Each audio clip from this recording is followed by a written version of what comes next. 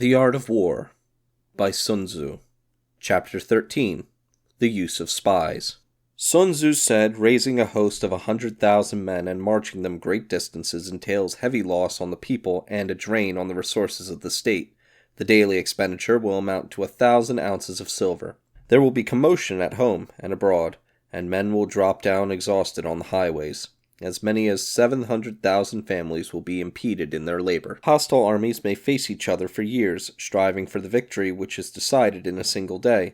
This being so, to remain in ignorance of the enemy's condition simply because one grudges the outlay of 100 ounces of silver in honors and emoluments is the height of inhumanity. One who acts thus is no leader of men, no present help to his sovereign, no master of victory. Thus, what enables the wise sovereign and the good general to strike and conquer and achieve things beyond the reach of ordinary men is foreknowledge.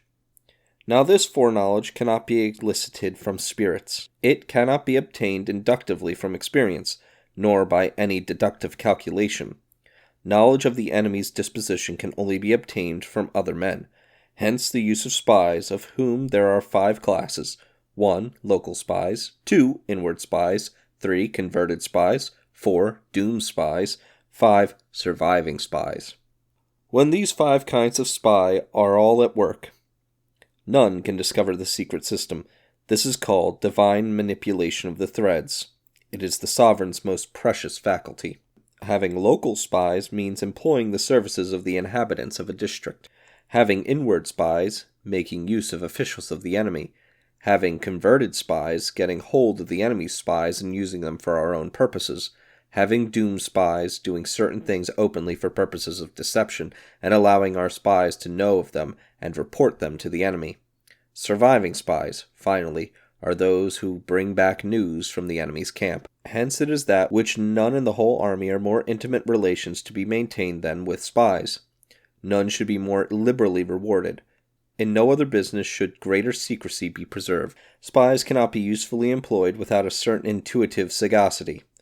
They cannot be properly managed without benevolence and straightforwardness. Without subtle ingenuity of mind, one cannot make certain of the truth of their reports. Be subtle, and use your spies for every kind of business. If a secret piece of news is divulged by a spy before the time is ripe, he must be put to death together with the man to whom the secret was told.